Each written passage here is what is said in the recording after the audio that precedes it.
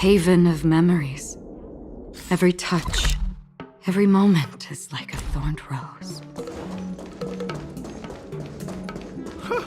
This place is so warm. I wonder if there's an end. Ever since March started learning swordplay from Yancheng and Yunli, her voice has been absent on the express. I wonder how well she's progressing. Where has she been these days?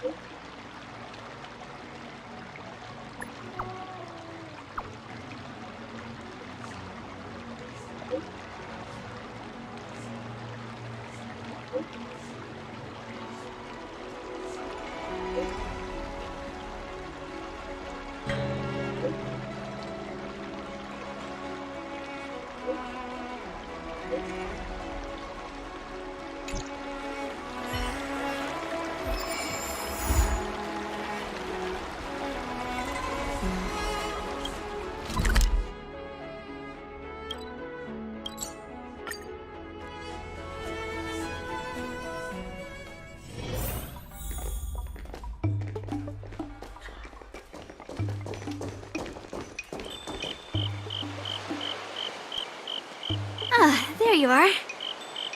I was looking around before you got here. I already looked everywhere, but March 7th is nowhere to be found.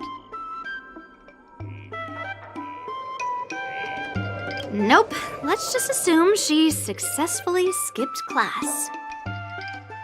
Actually, she's been quite diligent in her swordplay practice and hasn't taken many breaks lately. I think she deserves a day off. Besides, I used to skip classes even more than her back when I was still learning. If I was in the mood, I could train for 3 days straight. But if I wasn't in the mood, none of my seniors could find me. So, I can understand where she's coming from. Don't make excuses for her. Since you're here, let me treat you to some tasty food. I'm more interested in you today. Let's walk and talk.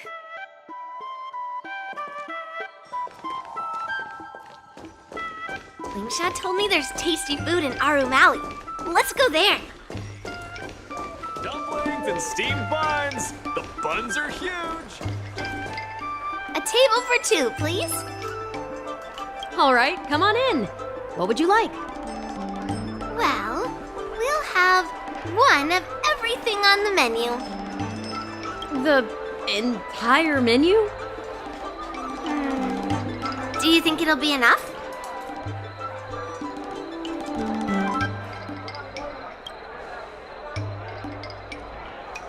Oh, don't worry. There are two of us. Well, then I'll start making a few dishes, and if you need more, just let me know. Thank you.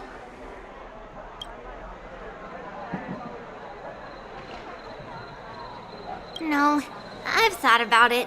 She deserves a day off. Yeah, I mean, not too much, actually. Grandpa said to never be stingy when it comes to making friends. So, how big is your appetite?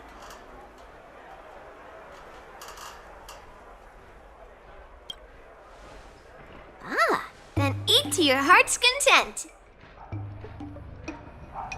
Well, to be more precise, I'm interested in your sword. Yanqing mentioned you before. He said that you're not to be underestimated, and that your weapon has a unique shape. So, I've always been curious about your sword. How the weight is distributed, what material it's made of, whether it contains any special ingenia, and what kind of sword techniques you use. Seriously? A bat? Just the opposite. This is fascinating.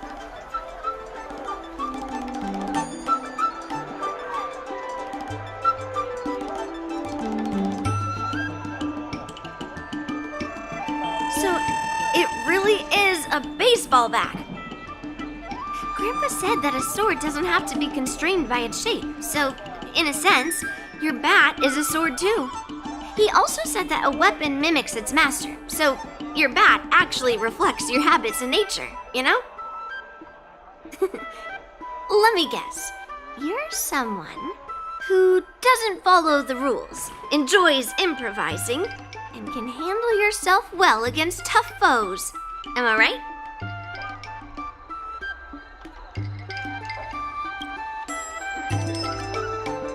Amazing, right? And I bet you always say something silly like, rules are made to be broken. I've come across so many sword wielders who acted all righteous and moral, but were really just liars. Their swords always told the truth, though.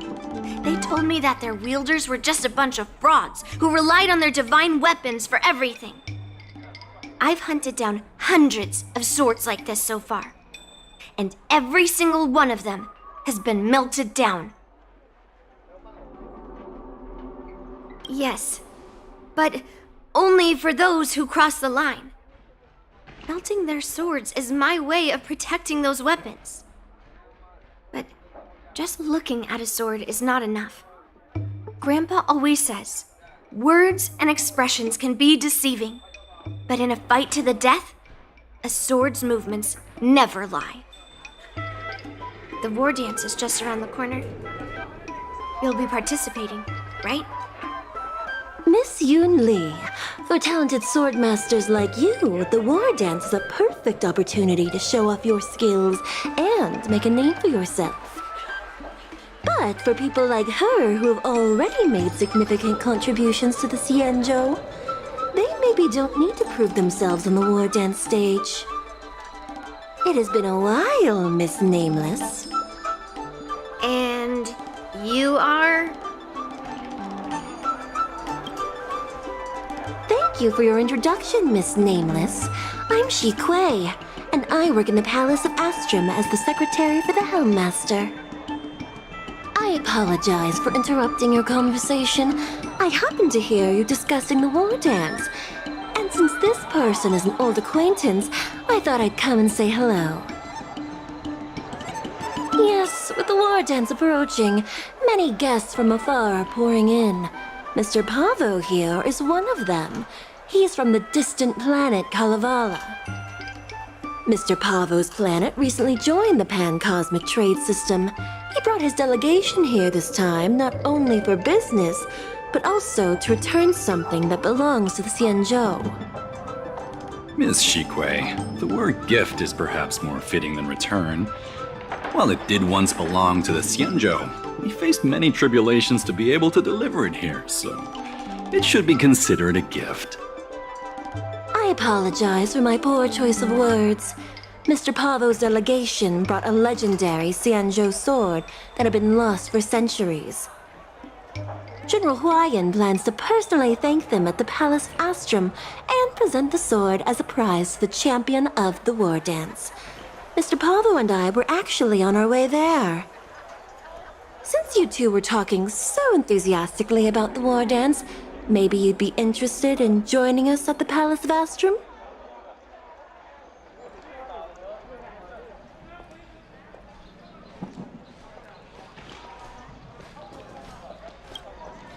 Nice to meet you both. The journey to the Xianzhou Laofu wasn't an easy one, but the scenery here is worth it.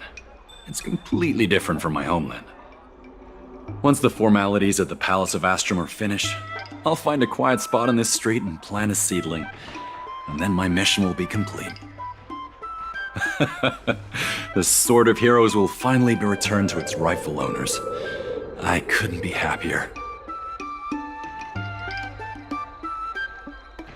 Oh, you're interested in my home planet? That's great. Your Excellency is welcome to visit us at any time. Even though the trade route just opened, it still might take around 200 system hours to get there from Pier Point. but our planet is really great. Yeah, sure, it's a bit cold and the food is a bit repetitive and our houses aren't as fancy as those on Pier Point, but that doesn't matter. We've discovered massive supernium deposits, and we're on the path to prosperity. Oh, you mean the Mieka Kivesa? It's an incredible sword. That weapon helped the legendary heroes of my homeland slay demons, and is highly revered. It also has the power to choose monarchs. All the ancient kings of Kalevala received a sign from the sword, showing they were worthy to rule the land. According to tradition, each monarch would plunge the sword into a stone, and only a hero recognized by the sword could pull it out and ascend to the throne next.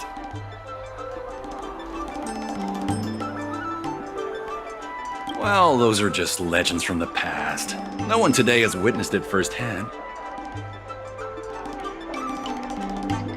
Well, times have changed, and now that we have a council in place, the idea of a sword crowning a king has become a joke. Besides, it wasn't a native of Kalevala who last pulled out the sword and recognized its connection to the Xianzhou ship. It was a visitor from afar. While the sword holds great historical significance for Kalevala, it doesn't truly belong to our world. The old-timers on council had a heated debate about whether to return the sword. They eventually unanimously agreed to let the Mieka Kivesa return to where it truly belongs. That's the best possible outcome. Wonderful. It's an honor to have so many people witness the sword's homecoming.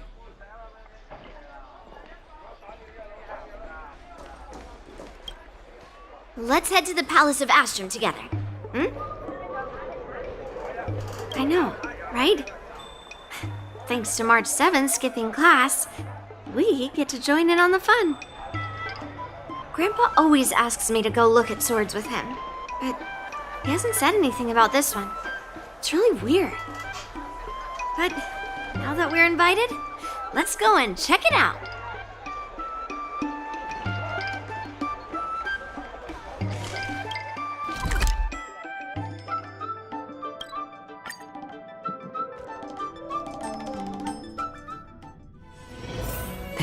Haven of memories.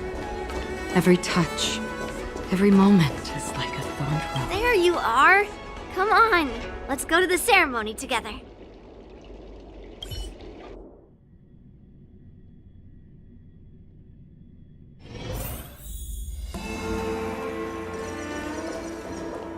Please allow me to offer a sincere compliment, my fair lady.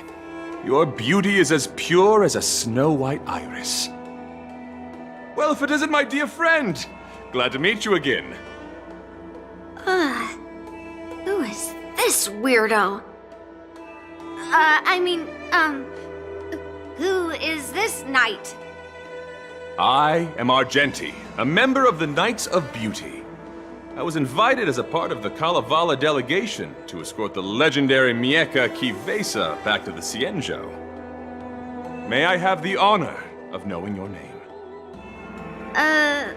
My name is Yunli. What a beautiful name! I wonder if you have ever heard the holy name of the pure and flawless goddess Adrilla. Oh, you're here, Yunli. Didn't expect you to be so well informed. Well, now that you're here, don't forget your manners. Manners. Come on. You won't find another granddaughter as polite and well-behaved as me. Well, just remember this is a very serious ceremony. Sorry for keeping you waiting, Mr. Pavo. Now, let the sword gifting ceremony begin. Before the ceremony officially commences, I want to express my gratitude to the Knight Argenti. Thank you for enlightening us about the sword's origin and for escorting it here safely so that we may complete this ceremony.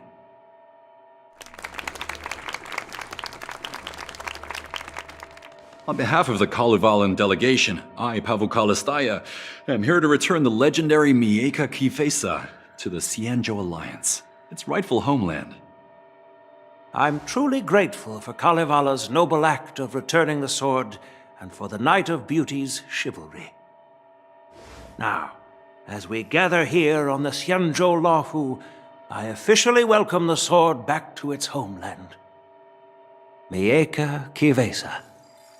It's a fitting name for a sword with such a legendary past. I still remember the name engraved on this sword the day it was forged. Guyin.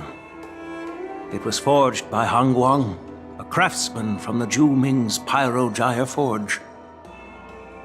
Wait, Hangguang?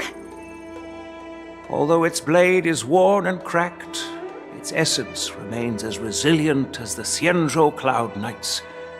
All it needs is some repairs and polishing by the skilled craftsmen of the Artisanship Commission to regain its former glory.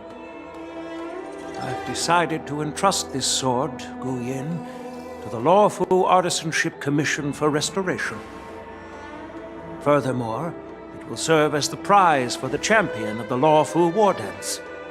This sword will be wielded against abominations to protect our homeland and live up to the mission of the Kalevalan delegation that returned it from so far away.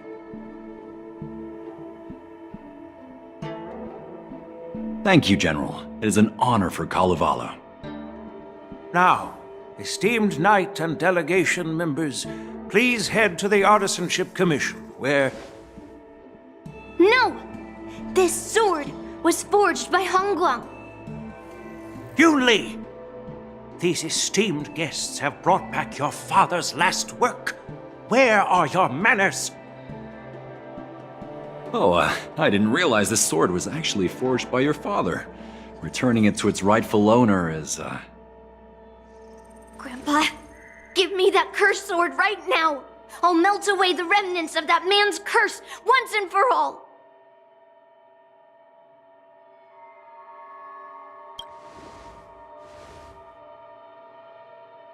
Don't be rude, Yunli. Apologize to our esteemed guests from afar. I'm sorry. I'm sorry for making a scene, but I have to melt down this cursed sword. I won't let it fall into anyone else's hands.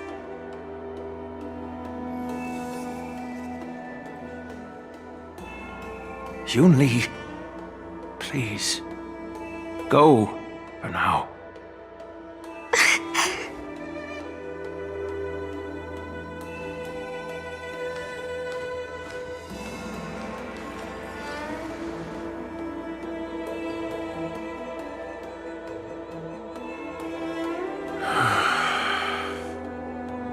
This is exactly why I didn't want Yunli to know about this.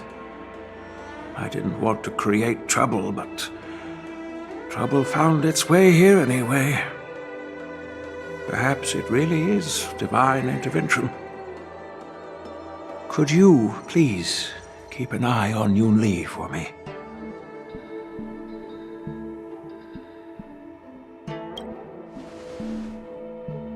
That is a tall order, but I'm counting on you. I apologize for the unfortunate interruption. Let us move on with the ceremony.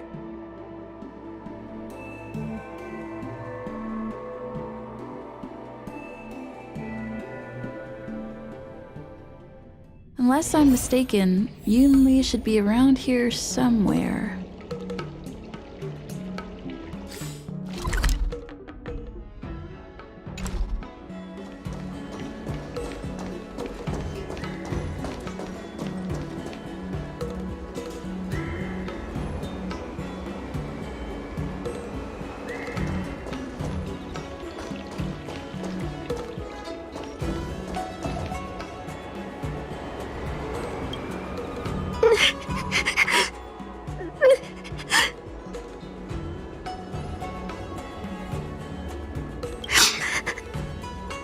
Stop watching me and say something.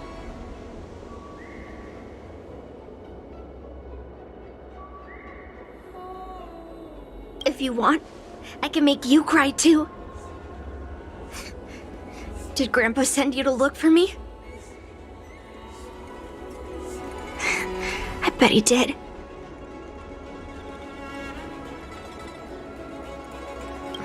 Just so you know, I'm here just waiting for the perfect moment to snatch that sword. And once I have it, I'll melt it down before anyone can react. Don't even think about stopping me. No one can stop me.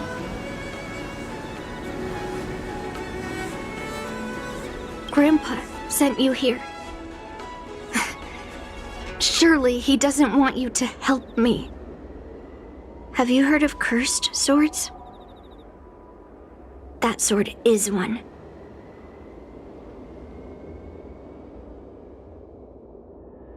You've clearly heard a lot of folk tales. But that's not the kind of cursed sword I'm talking about. A cursed sword lets anyone, even a complete novice, wield it with insane skill. Just by holding the hilt, even the weakest rookie can brandish it with incredible speed and strength.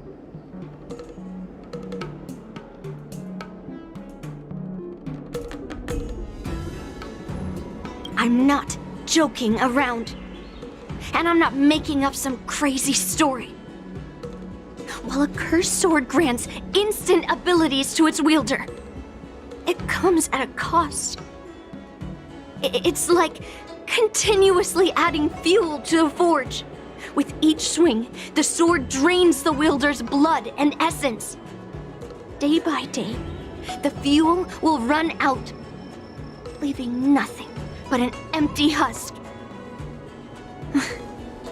Soon enough, it will no longer be a person wielding a sword, but a mindless, killing machine, consumed by bloodlust and murderous thoughts. Oh, so you're familiar with Heliobi. That makes this much easier to explain. There was a lunatic swordsmith who infused metal blades with Heliobi, as he was obsessed with turning weapons into living things.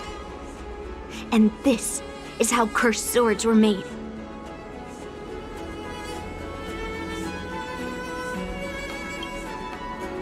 I know, I shouldn't have caused a scene at the sword gifting ceremony. But I've thought this through. If I don't make a fuss now, that cursed sword will cause a whole lot more trouble. So it's better if it's me causing the trouble. By the way, aren't they supposed to be taking the sword to the Artisanship Commission for repairs? Why haven't they come out yet? Any ideas?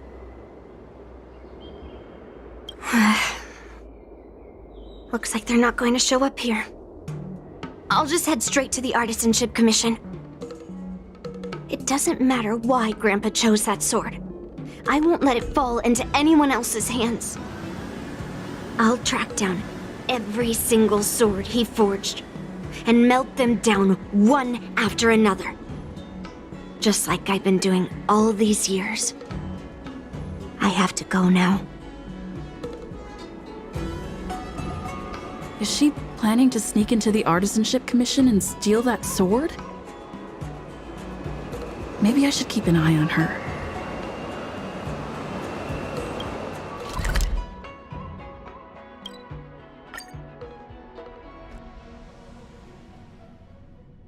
The Artisanship Commission is so big. Where could she be?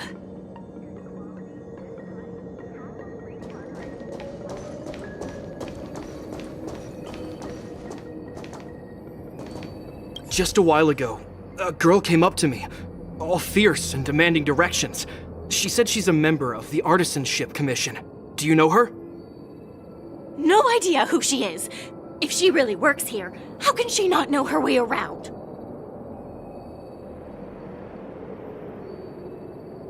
Yeah, she wasn't big at all, but that weapon of hers was pretty intimidating. She was in a hurry, heading straight for the Artisanship Commission, and I didn't want to ask too many questions. She said something like, I'm a member of the Artisanship Commission. Where do you keep your precious stuff? I got scared and pointed her toward Master Gongshu's warehouse, where he stores his arumatons. Wait, why did you give her directions? What if she's planning to steal something? Where else? Like I said, she was headed straight for the warehouse, where all the valuable arumatons are. Yeah, that place is filled with Master Gongshu's precious arumatons. I bet they'll give her a hard time.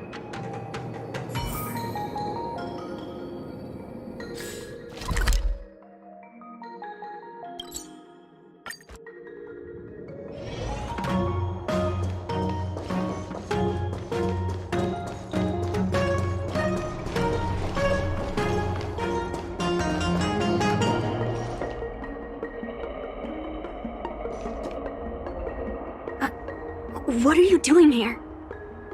Look, if I get into trouble, it's my problem. I don't want to drag you into it. Fine. Let's smash these metal cans first. Then we can talk.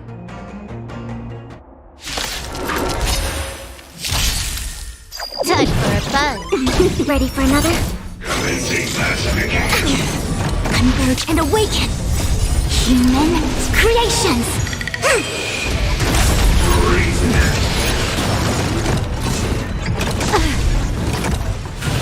No matter. Again, on the still waters of oblivion. I weep for the departed. It too shall fall.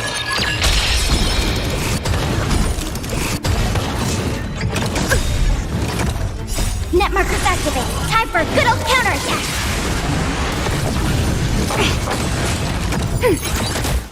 Time for a buzz. This is double speed. Destined for oblivion.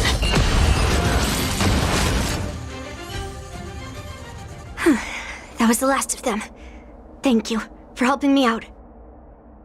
This place is heavily guarded, but there's nothing but arumatons. Where is the arsenal? Seems like not even those craftsmen know where the arsenal is. At this rate, we won't find anything. And Grandpa might take me away before I can do anything. You're not really here to help me. You're here to stop me, right?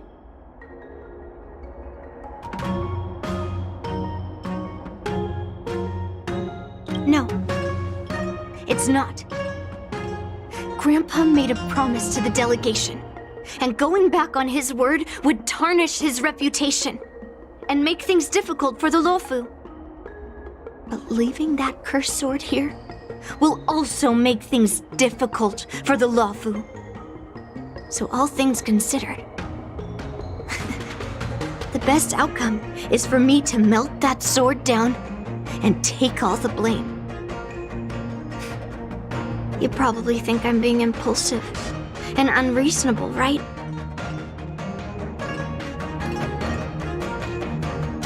No, really. Do I come across that way? Well, I guess I can't deny it. You're sharp. Yeah. You could say it's a sensitive topic.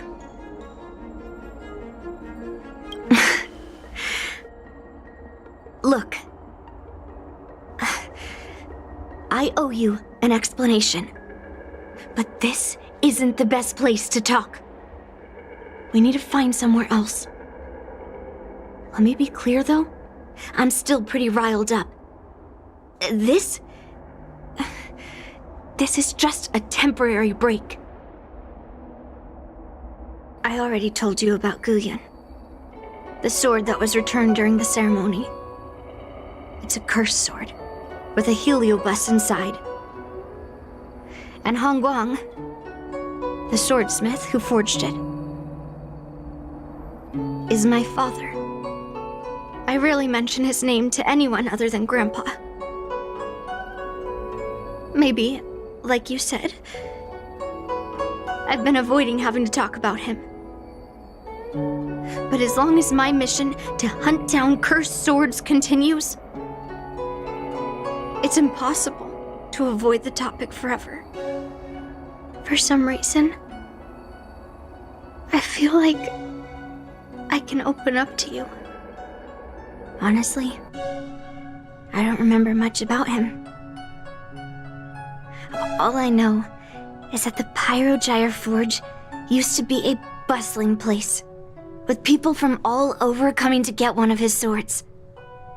They called him the greatest master craftsman since Yingxing. I didn't catch all the details, but I do remember seeing him forge those amazing swords, while the visitors watched with smiles on their faces. I used to believe that craftsmen brought happiness to others. The swords crafted by the Pyrogyre Forge are famed across the stars. They possess exceptional sharpness and invincibility. With these legendary weapons, even ordinary people can become skilled warriors, capable of overcoming the most formidable opponents. But then, he became obsessed with becoming a famed swordsmith, and started crossing all sorts of lines. He forged cursed swords that should never exist. And all those people who desired those twisted swords started flooding into the palace. However, just like Grandpa said, those who excel with the sword will eventually suffer by it. The palace was overrun with visitors from afar. Some left empty-handed. Others got swords that didn't fulfill their desires. And some even resorted to stealing. And in the midst of all the chaos my father created, he ended up being stabbed by one of the swords he forged. It was so sudden and unexpected. Everything went silent for a moment. All I could hear was the sound of bones breaking and blood pouring out. I was frozen in place, unable to move. It was only when my mother pushed me away from the deadly swing of the cursed sword that I managed to escape. I don't remember much after that, except for the pounding of my heart and the sound of my own gasps of breath. I could hear the smiths in the Pyrogyre Forge shouting, "Run away, Yunli!" and the screams of agony. My tears wouldn't stop, and I couldn't see anything. I kept gasping for air until I collapsed in a pool of blood. If General Huayan hadn't arrived in time, I probably wouldn't be here talking to you now. After that, General Huayan took me in and treated me like his own granddaughter. To me, he is 100 times better than my sinful father. He taught me forging and swordsmanship. Hangguang paid for his sins, but his troubled legacy must not go unchecked. According to the records, he forged a total of 1,382 Heliobus cursed swords, and 182 of them had unique designs. When I joined the Pyrogyre Forge for training, I made a vow to hunt down all those cursed swords. So far, I found 312 of them, and Guyan will be my 313th. Like all the other cursed swords, I'll separate it from the Heliobus. Then, I'll melt it down and make it part of the Blade of Forged Remnants. I've said my piece now. Even though it'll be tough for Grandpa, I still have to melt down the sword.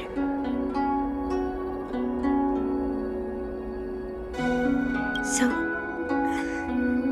you're saying, even though Grandpa knew it was a cursed sword, he still chose it to be a prize because he thought it wouldn't cause any trouble?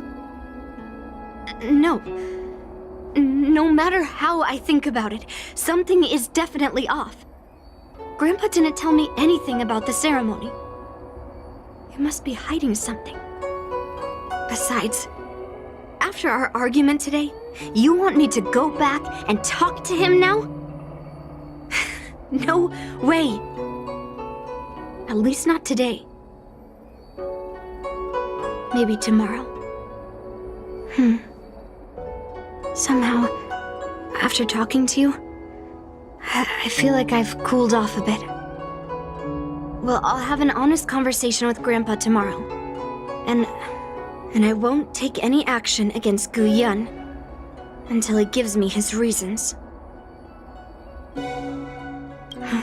Yeah, I shouldn't have done that in a public place. Anyway, thank you. We'll catch up tomorrow. I should go back to the Palace of Astrum and tell General Huayan what happened at the Artisanship Commission.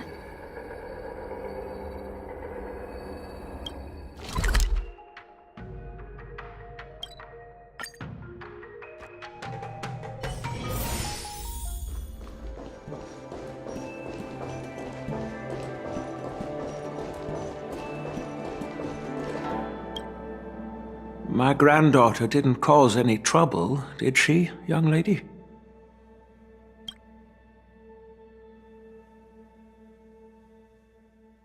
Sorry for all this trouble. Yunli told you quite a bit. Now it's time for this old man to tell my side of the story. Guang was my beloved disciple. A rare genius not seen in the Pyrogyre Forge since Yingxing. However, talent can sometimes be a curse. He had an unusual fervor for forging, and he dreamed of forging a sword with self-awareness that surpassed that of humans. He believed it would make warriors invincible without any training. According to him, while weapons of mass destruction like Zhuming flames and alchemical arrows can destroy many enemies, true victory lies with soldiers who fearlessly fight, ready to lay their lives on the line. Usually, Xianzhou swordsmiths infuse a basic level of awareness into their swords to make them easier to wield. But even then, soldiers need to experience countless battles to overcome fear and sharpen their instincts. So,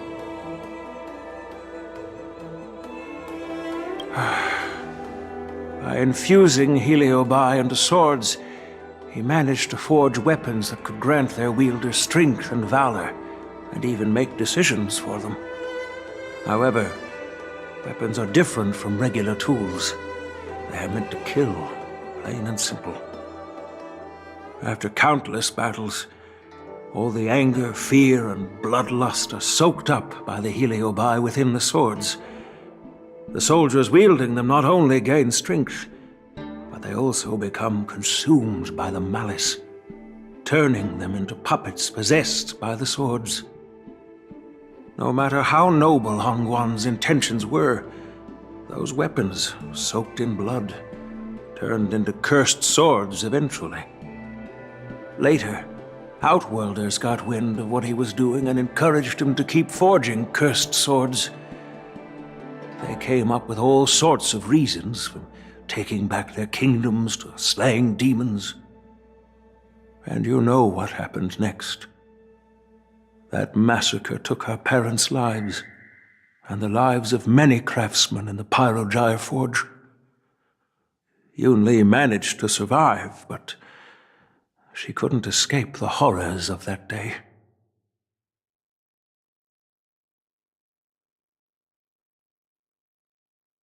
Yes. I don't want her to spend her whole life trapped under her father's shadow. She doesn't deserve to carry the weight of his mistakes.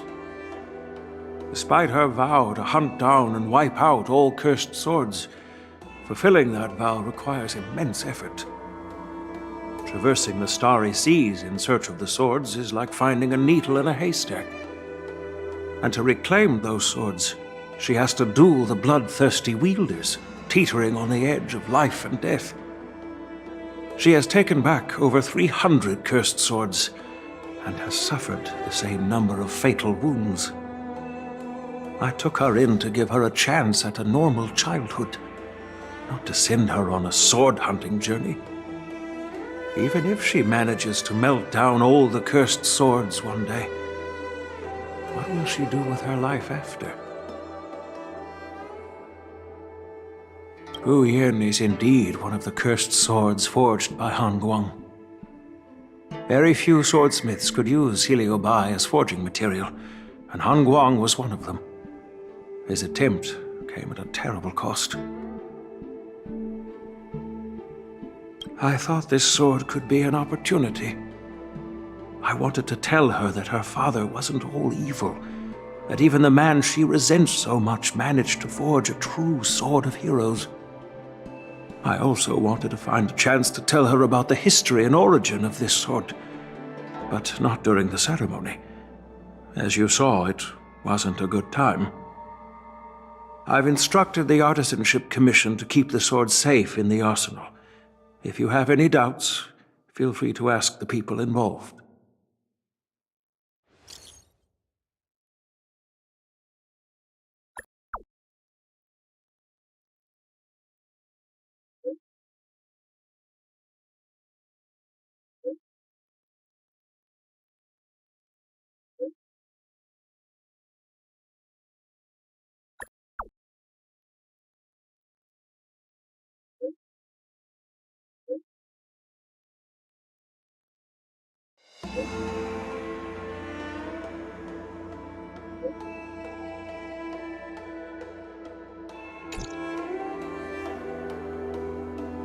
Since my granddaughter mentioned talking to me tomorrow, I'll be waiting for her. By the way, you watched over her for quite some time. You must be exhausted, aren't you?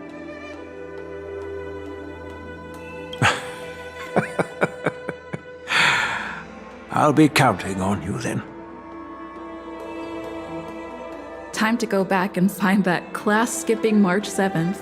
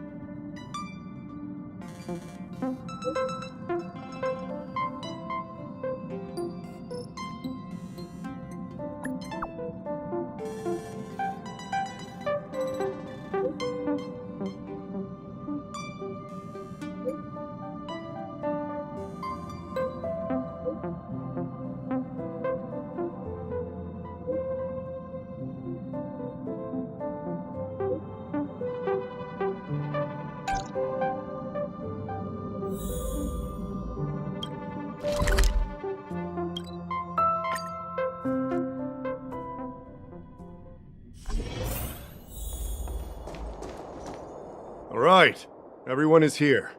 It's time for questioning.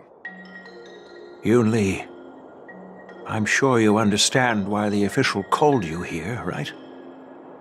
Yeah? But I didn't steal the sword! Unfortunately, official Dahao didn't hear Yunli's promise. If we don't recover the sword, we will be breaking our promise to the Lawfu and betraying the delegation. We're counting on you to find the truth, Official Daha. Yes. It's my duty to thoroughly investigate the case. Even though Yunli is firm in her words, we can't just rely on her testimony. After everything, the sword still got stolen. They should have given it to me from the beginning. In this case of Gu Yun's theft, everyone involved seems suspicious to some extent. Miss Yunli is the main suspect. First, during the sword gifting ceremony, Yunli openly expressed her intention to steal the sword. She even mentioned it multiple times. After the ceremony, she broke into the Artisanship Commission and destroyed arumatons in an attempt to get the sword. Am I right? That's true. The Realm Keeping Commission inspected the arsenal where Gu Yun was stored, and there were no signs of forced entry through the doors or windows. The only possible entrance or exit was a small window gap, just a few inches wide.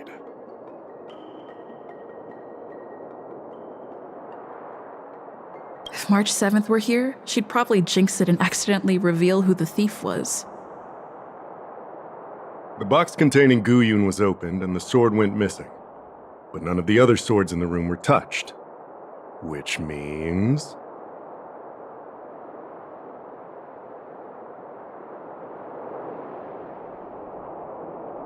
Well, I do know about the box and the cursed sword. Exactly. The suspect had a clear motive and took only Gu Yun.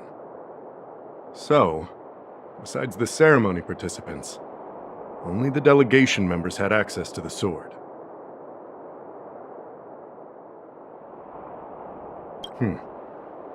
In that case, why would they return it to the Xianzhou in the first place? That makes sense. The delegation, led by the Knight of Beauty, delivered the sword to the Artisanship Commission. The craftsmen who received it testified that they didn't take anything from the arsenal.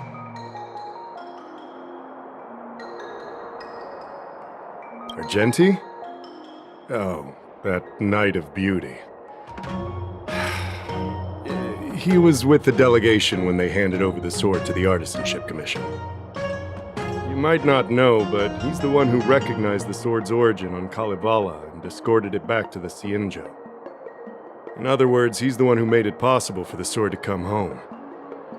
So, he wouldn't have gone through all that trouble to bring it to the Lawfu if he wanted to keep the sword for himself, right? Master Gongshu checked the work records, and I questioned all the craftsmen and apprentices who were on shift at the time. But I didn't find any suspicious individuals. So, did you steal it? Then stop joking around. I can prove that she came to me after leaving the Artisanship Commission, so she couldn't have stolen the sword. To put it simply, not everyone who's seen the sword has been to the Artisanship Commission, and not everyone who might want the sword has seen it. So, the only remaining suspect is Miss Yunli. Fair enough. So... I didn't steal the sword. Well, when you've eliminated the impossible, whatever remains, however improbable, must be the truth. If you want to prove me wrong, you'd better come up with some solid evidence. Let me gather my thoughts. I need to help Yunli clear her name. Did we miss any clues?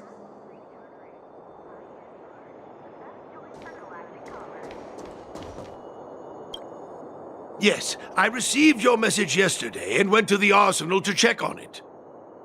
But when I went back this morning, all that was left was the case. I don't know anything else, so asking more questions won't help, I'm afraid. However, as the Master Artisan of the Artisanship Commission, I've got to clarify something. Even though the sword was stolen, this commission is still highly secure. Wait, no. I just remembered. My precious arumatons were smashed!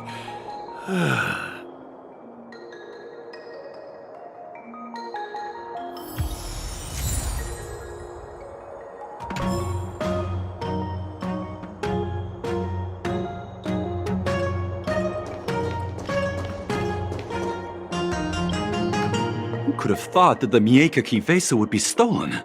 And that the prime suspect is General Huayan's granddaughter?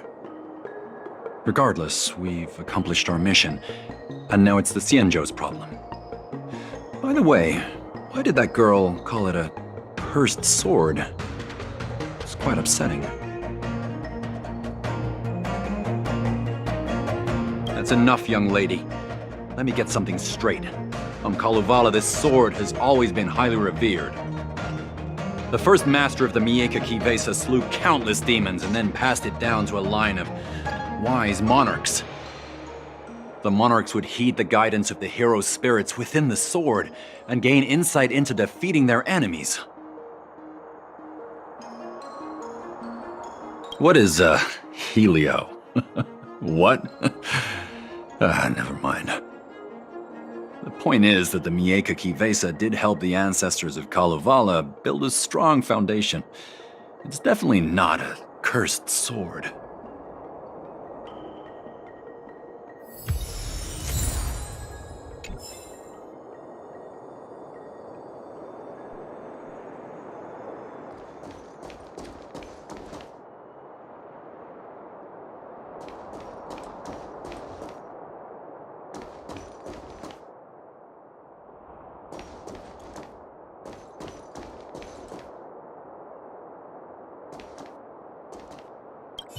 If you've found any clues, feel free to tell everyone.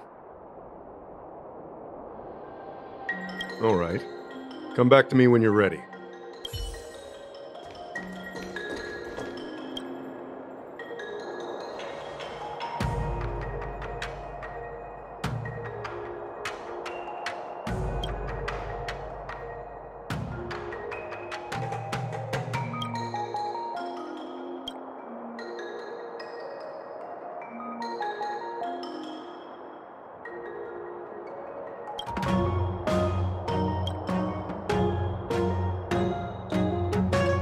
So, the thief took the sword from the case without picking the lock?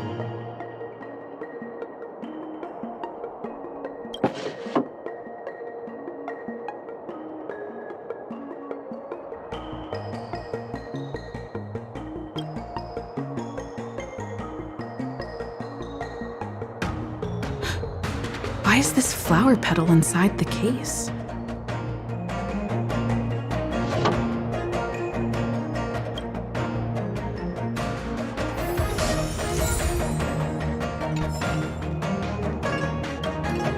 Yunli says she didn't steal the sword, and I am willing to believe her. But I know well that Yunli can be impulsive, so if she did steal the sword on a whim, I won't show her any favors. You were with Yunli yesterday, young lady, so you have the best chance to prove her innocence. Is there anything you need to ask me? No. She was still mad at me, so she didn't come by. If she had come with you, she wouldn't be a suspect right now.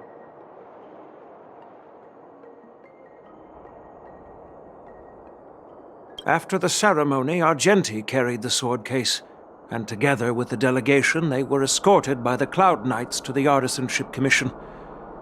The artisan there confirmed that the sword was safely stored. I'm counting on you, then.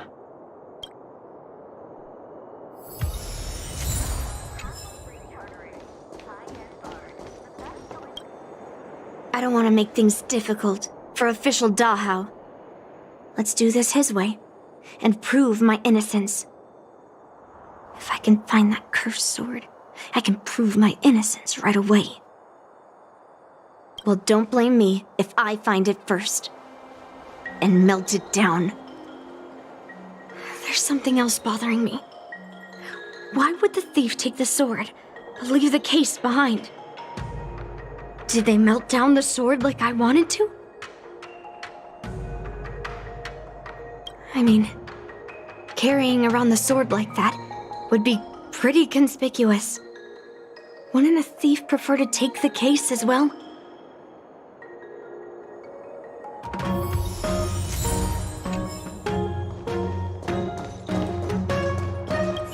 If you've found any clues, feel free. Thank you. But I'm not sure if I can convince Mr. Daw how. 100% sure. Fine. Let me go through my reasoning again, and you can interrupt if anything feels off. Throughout the entire incident, there was only one suspect who broke into the Artisanship Commission, and that was Miss Yunli. Miss Yunli caused a ruckus at the Artisanship Commission trying to take away Guyun, but you stopped her in her tracks. After bidding farewell to you, Yunli pretended to leave, but snuck into the arsenal alone and stole Guyun.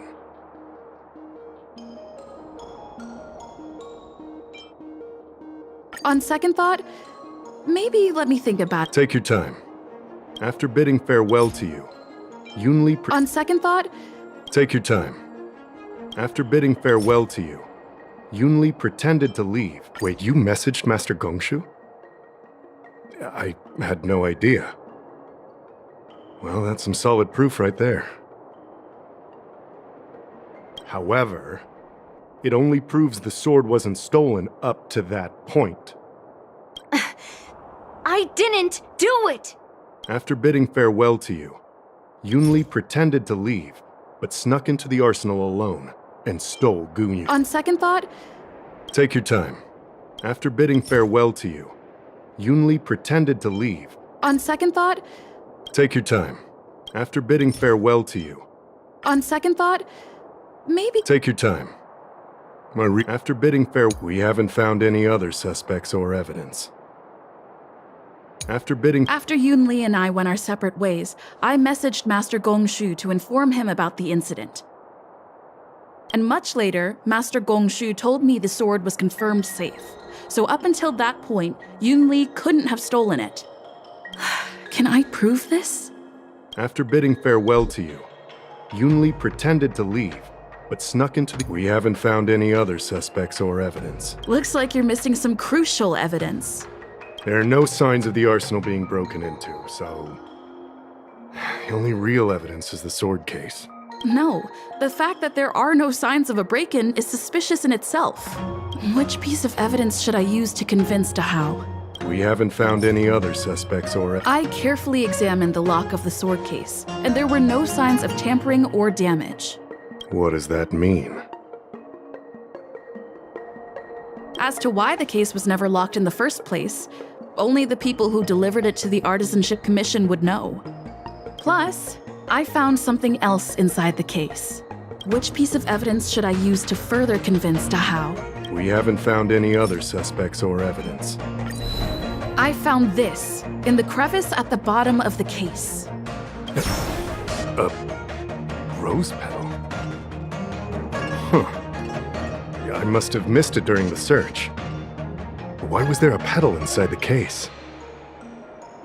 I don't know. But I do know that wherever that Knight of Beauty goes, he always leaves behind a trail of rose petals that's almost impossible to clean up. My thoughts are a mess. Let me sort them out. The sword case was never locked, which is evidence that only someone who delivered the sword could have done that. And the rose petal was probably left behind by that Knight of Beauty. But how did he manage to take the sword from the Artisanship Commission? Why did he steal it after returning it here? And why would he leave that petal in the case? I know. Guyun flew out of the case on its own. The Knight of Beauty only unlocked the box to aid its escape. Don't be ridiculous. How can a sword escape from a case on its own? You've never seen a flying sword before? I've only heard about the Mieka Kifesa being able to fly in legends. But even if it could fly, why would the Knight of Beauty do this? Like I said, the sword contains a heliobus. Argenti must have been under the control of the sword. Maybe he was under its control even before you arrived on the Lofu. Official Dahao, where can we find that knight? Let me see. The docking location of Argenti's ship. The one and only. Let's go. We've got to find Argenti before that sword completely takes over his mind.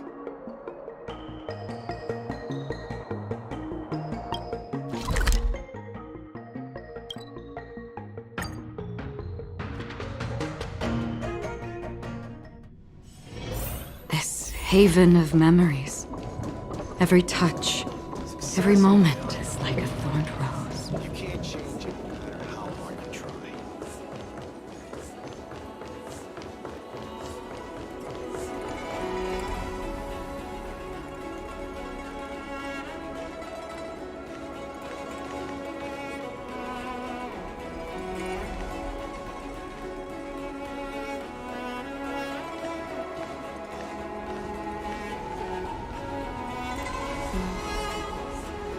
I've been waiting for you here for quite a while.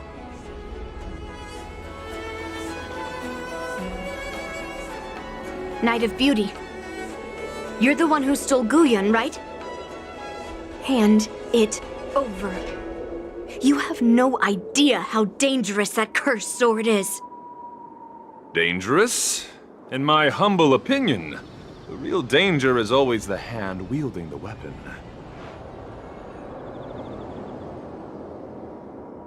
Yes, I did. As a Drilla's knight, I've sworn to live in poverty, and I abhor theft. I had to leave behind a rose petal in order to keep my promise to Master Guyun and uphold my knightly oath. What? What do you mean? I agreed to assist Master Guyun in its escape from the Xianzhou. As the person who pulled it from the stone monument, captivated by its beauty, I must not let it down. I couldn't stay in the arsenal to convince the craftsmen, nor did I want to take the sword like a thief. That's why I left behind a small piece of evidence that pointed to my identity in the hope of an open and honest conversation with you. Whatever your reasons are, you're planning to take the cursed sword away from the Xianzhou. Hand it over to me! Back then, it was the beauty of Master Guyun that impressed me. So I willingly embarked on the journey to return the sword. But unfortunately, Master Guyun's homeland is no longer the ideal place for it to return to. As a Knight of Beauty, I must not abandon it halfway. Oh no. He's completely captivated by the power of that cursed sword.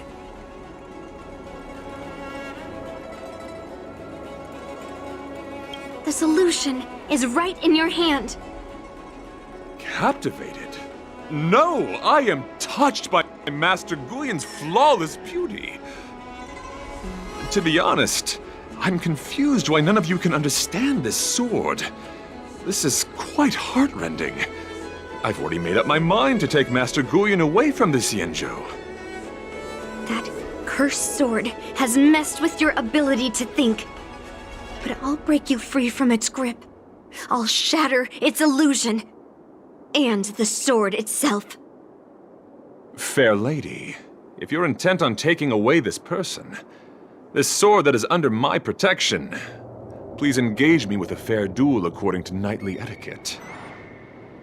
As a representative of this duel, I, Argenti, challenge you. I swear on the spirit of chivalry, in front of Adrilla the Beauty, that I will represent Master Guyun in this duel. If I win, you will allow Master Guyun to leave the Xianzhou with me. And if you best me, Miss Yunli, I'll accept my defeat and turn Master Guyun over to you. Do you accept my challenge, Miss Yunli? Fine. Let's see whose desire is stronger. Your desire to take it away, or my desire to hunt down all cursed swords. Show me what you've got. You're not going to use Guyan to fight for victory? Well, I know a thing or two about swordplay. In a proper duel like this, a knight should rely on the skills he's honed day and night. You're a real weirdo. I weep for the departed. It too shall fall. Confess! Put forth all your might. Again? Ready for another?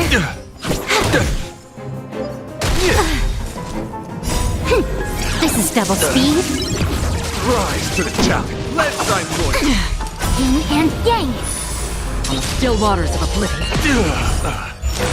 Behold, this symbol of pure. You're fighting a gentleman. Net markers activate. Time for a good old counterattack. Time for a buzz. Rise to the challenge. I weep for the departed. It too shall fall.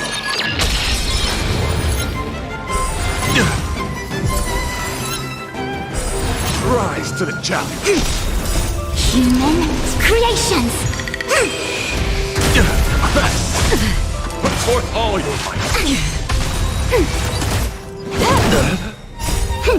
This is double speed. Destined for oblivion. For chivalry.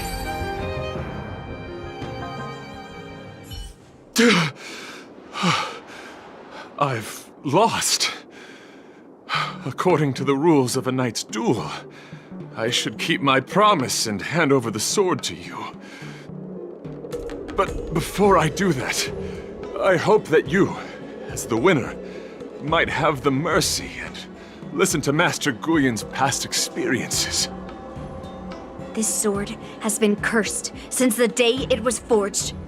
Place it in front of me, and let me destroy it. Do what she says, knight. But...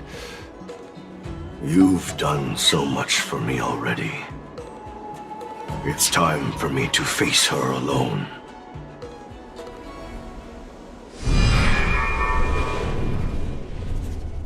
I'm weary of fighting. I just want to share my past with you. To explain why I wanted to escape. After that, I'll leave my destiny in your hands. Are you afraid to witness my past, little girl? Afraid? Well, you do have a different aura from other cursed swords. But you're just trying to use my curiosity to lure me in. Well, you know best that a single touch won't snatch away anyone's sanity.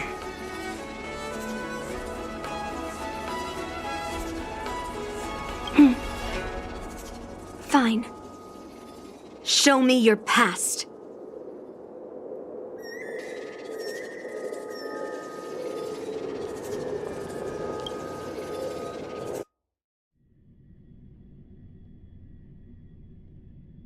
It's already impossible to contact the main Cloud Knight forces. What awaits me will be a long and lonely war. Follow me. Is this your memory?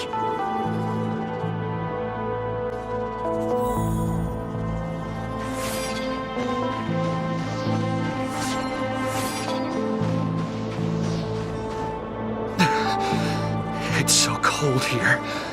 I didn't feel it when I was in the thick of battle, but now it's freezing me to the bone.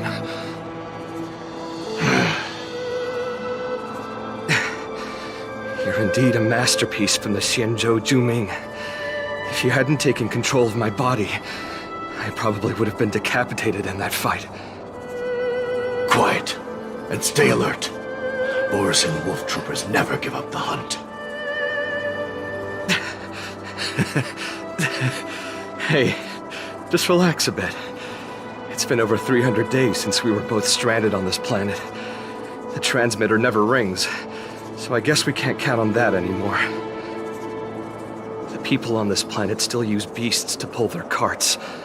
Obviously, there's no way they can help us fix the star skiff. Looks like we're stranded on this forsaken planet for the rest of our lives. The rest of a Xianzhou native's life could be terribly long. Are you feeling any desperation? All by yourself in this hostile world? Yeah, a bit. Perhaps. When things get too rough for you to handle, just leave everything to me. No need to carry the weight of the world on your shoulders. Yeah, sure. If I really can't handle things anymore, I'll leave my body to you. But now is not that time. Do you really think you can oppose an entire Borisan army with your limited skills? What are you holding out for? It's true that I'm stranded here, but it seems like that Borisan pack is in the same boat. By the way, Guyan, do you know what a seed is? A seed may seem insignificant, but with careful cultivation and time, it can grow into a huge, unwavering tree. You said that the rest of a Xianzhou native's life could be terribly long. You're right. That's why I intend to plant a seed named Resistance here, and nurture it for the rest of my life. I want to show the people of this land how to defend themselves against those monsters. I can already see the seed in the eyes of those people. You really think you can do it?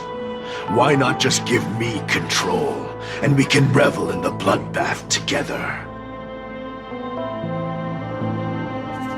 What was the memory I just saw? It was a memory of me and a Cloud Knight, stranded on an unfamiliar planet. We crash-landed on a planet occupied by Borisan. Just the two of us.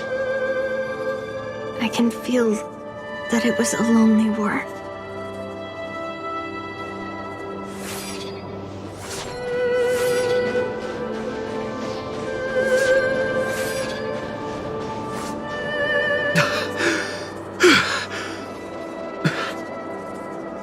I'm alive. But all the young people in the village... They died. They died for you. They died because of your big promises. Promising them a life free from the Borisan. I tasted their despair before death. They didn't see it coming. And neither will you. We can't stay here. Let's move on to the next village. Why? What's the point? You and your sorry excuse for an army have been fighting for over 3 decades, and you haven't won a single battle. What you're sowing is not resistance, but despair. This world is hopeless. It's completely infested with packs of Borisan. You've seen their numbers, and you know their methods. And those commoners you've put your hopes in, they just kneel down and worship the monsters devouring their children and families, calling them their Beastmasters. You beheaded one of the Beastmasters for their sake, but they turned on you because they were scared of the Borisan taking revenge. You remember all that, right? I do.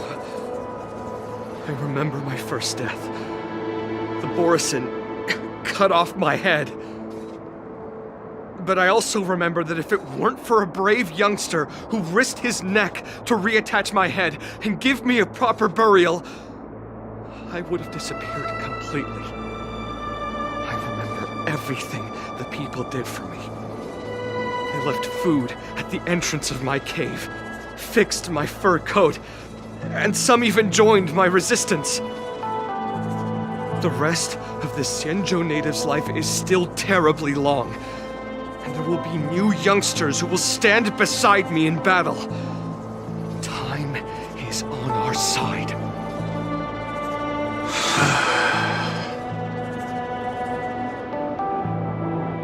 You said it was a lonely war. No. It wasn't a war filled with loneliness, but with despair. So much despair that I don't want to ever taste it again.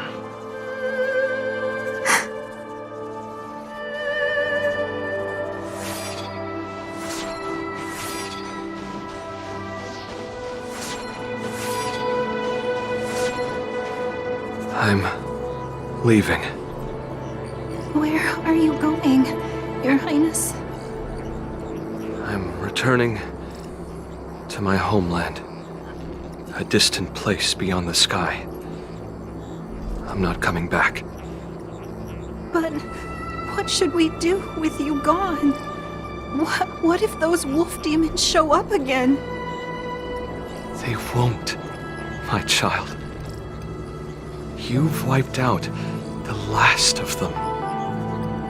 But before I go, I need you to do one thing for me. Even though the wolf demons are gone, new monsters will appear in this world. Soon, a demon will appear, donning golden branches and knowing only bloodshed. However, fear not, my children. I'm entrusting you with this sword that's been with me in countless battles. Use the skills I've taught you over the years, and you'll surely defeat that last demon. But that's not all. I need you to construct a stone monument for me. It must be large and sturdy enough to seal the remains of that demon forever. This is a debt you owe me, and you must fulfill it. Do you understand? You lied to them. And you lied to me, too. Oh? You promised that you'd give your body to me when you couldn't handle things anymore. Well, this Xianzhou native's life has finally come to an end, my old friend. How about one last chance for revenge?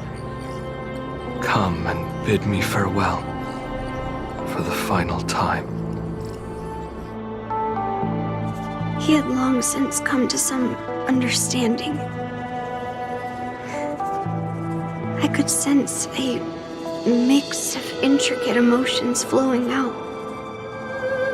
It wasn't bloodlust, or anger, or fear. What he had left for you was hope. They've learned how to fight monsters. But there's still one last monster lingering in the world. Kill it, my old friend. You left me there without ever looking back.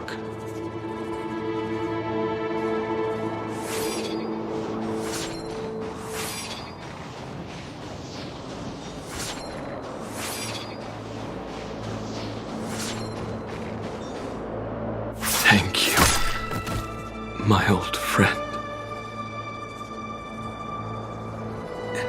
Heliobi can taste human emotions. How do my emotions taste, my old friend?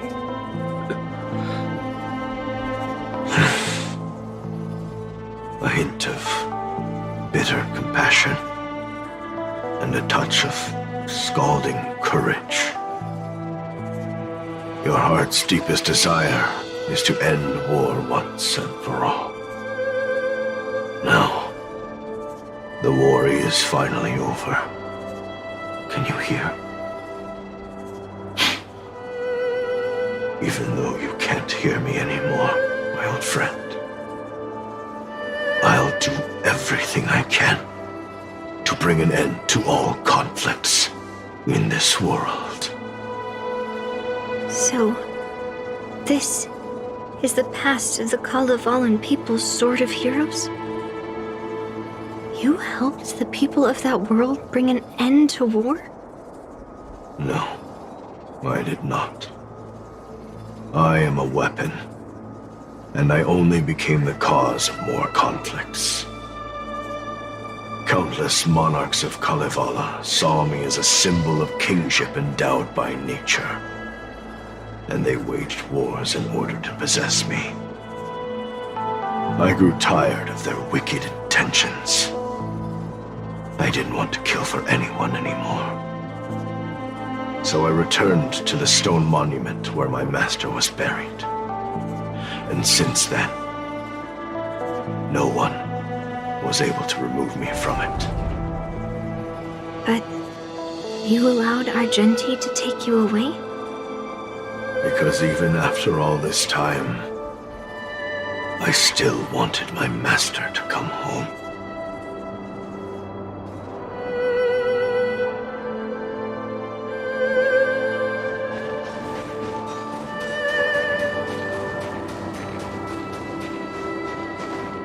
During the sword gifting ceremony, I felt anguish when I learned that I would be handed over to the most skilled swordmaster and once again become a tool for killing. My master had engraved his deepest desire into my blade. End war. As a weapon, my purpose was predetermined from the start. I had to become a deadly sword that would relentlessly hack and kill. But once I fulfilled my mission, would I have the right to choose my own destiny like he did? So, I asked the Knight of Beauty to help me break free from this never-ending cycle of bloodshed. These thousands of years have naturally turned into memories of mine. I think I understand the beauty the knight was talking about now. I don't want to be a sword that brings death. My war ended long ago. The years spent as a tombstone were my finest.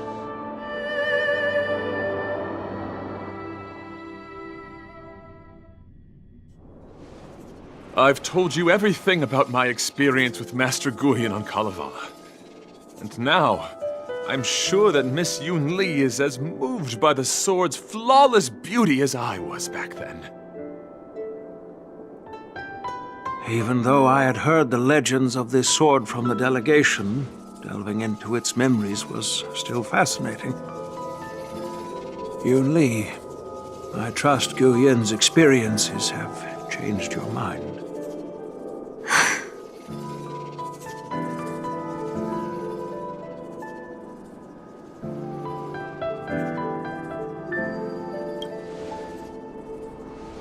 It wasn't until I held Guyan in my hands that I could sense its thoughts and unspoken words. I always thought a cursed sword infused with a heliobust would only bring rage and slaughter. I never thought someone could leave behind the desire to end war, and even change the nature of the cursed sword. My position was too extreme. Guyan is truly a sword of heroes. I apologize to all of you for my behavior. I'm sorry.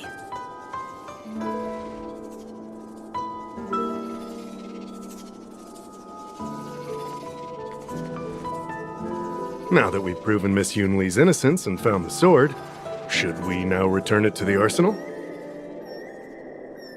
No. I'm still going to melt down this sword.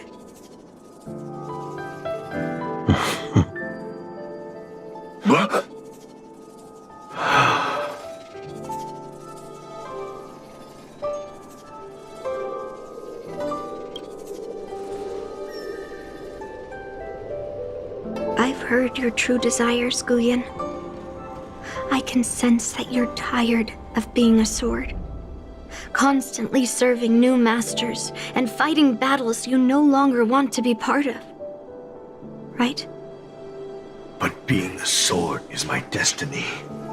I'm doomed to serve some master and fight battles endlessly. Can the wind choose to stop blowing? Can a cloud choose to stop drifting? No. It's the same for me. A creation with a predetermined destiny. That's not true, Guyan.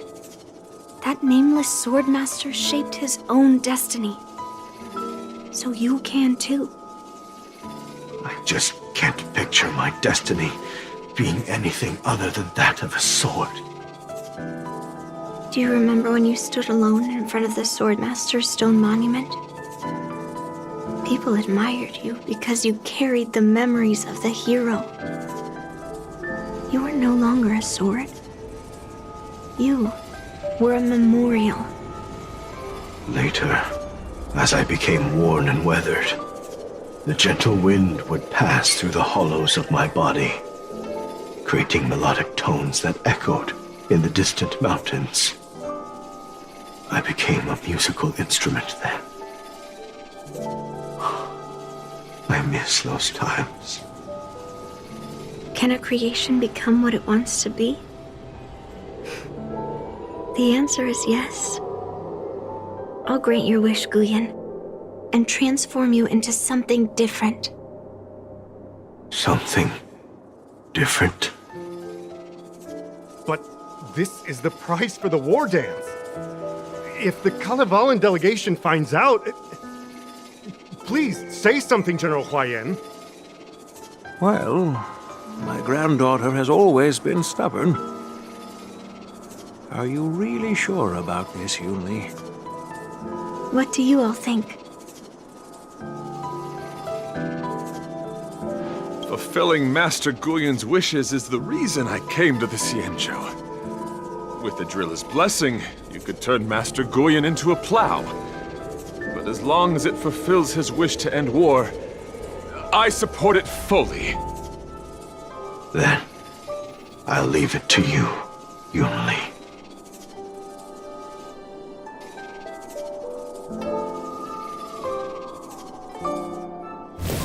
It's been an honor getting to know you like this. The honor is mine. Thank you, Yunli.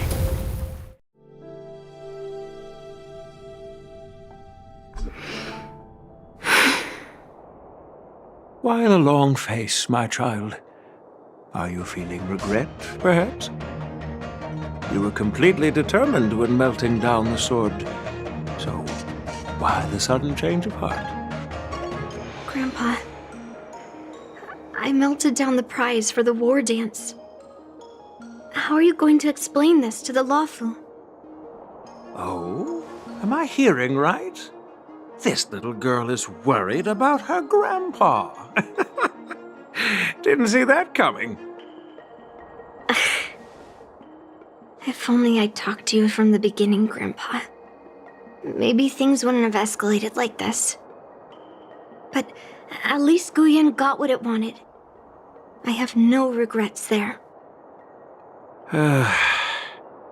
When it comes to swords, you and your father are cut from the same cloth.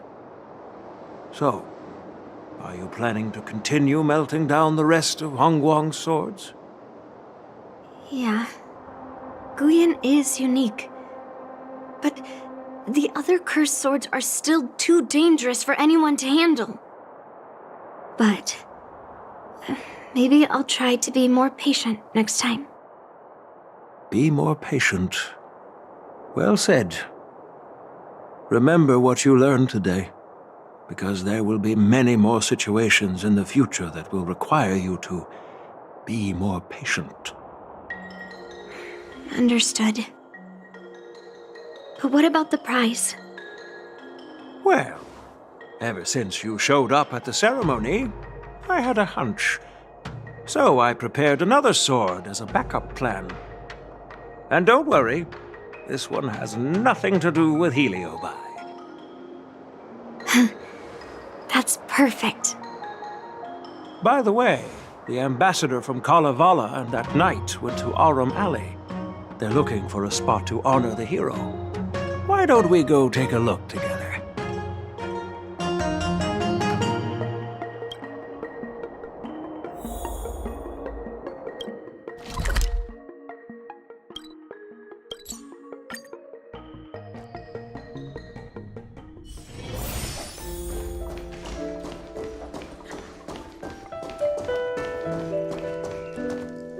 Oh, General Huayan. What brings you here? Well, my granddaughter was inspired by the heroic legends told by the Mieka Kivesa, so she dragged me here to take a look. I come from a long line of Kalavalan monument keepers. For generations, my family has guarded the stone monument left behind by the nameless hero. Over the centuries, a golden tree sprouted from under the monument, and its branches have never withered. We Kalevalans see it as proof of the hero's existence. Before leaving Kalevala, I took a branch from that golden tree, hoping to plant it here to represent the hero returning to his homeland. That sounds good. We Xianzhou people don't make coffins or set up memorials, so I'm sure he would be happy to rest here where life is bustling. The hero had asked our ancestors to carve something into the monument, so I made a copy of it too. While the inscription is pretty worn with age, perhaps you can still make out some of it. I have drifted far from my homeland and am on the brink of death. Yet, I take solace in having honorably fulfilled my duties. Should you feel compassion for me, kind traveler, please take a handful of soil hence and bring it back to the Lawfu. Mr. Pavo, I wonder if that hero ever left a name in your history. I apologize, but the hero's epic battles happened long ago, and he did not leave any name for us to call him. But in our mythology, he came from the heavens, and so we call him the Cloud Knight. Welcome home, Cloud Knight. Now, you can also rest here, Guyan.